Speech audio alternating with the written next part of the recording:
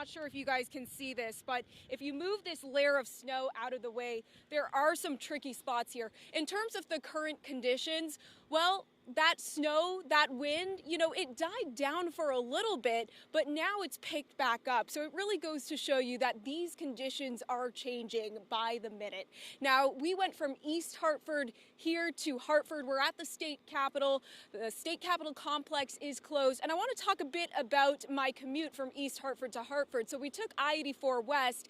And believe it or not, those highways are passable. They're looking pretty good. It goes to show you how good of a job the DOT crews, DPW crews, and independent contractors are doing.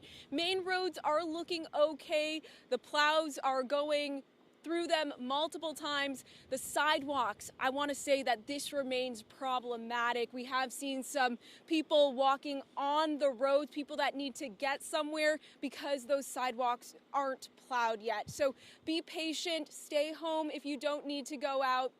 Also, of course, Governor Ned Lamont, he has once again activated the state's severe cold weather protocol. That's going to remain in effect until tomorrow at noon. So we've been talking a lot about power outages throughout the morning.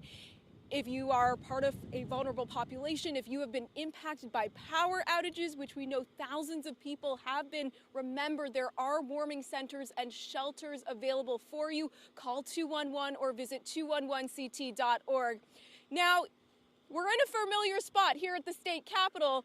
Laura, Keith, Gil, Alyssa, I'm not sure if you can remember this snow mountain that I climbed a few weeks ago. Oh, Should we do it remember. again? I think I got to do it again, guys. All right, here we go. Give it a shot, Brittany. Let's go, Britt. Part 2. Time me. How am I doing? Doing great. You're crushing it as always, Brittany. Wow. Oh my goodness, wow. We made it, Mama, I made it. All right, guys, it's been a fun morning.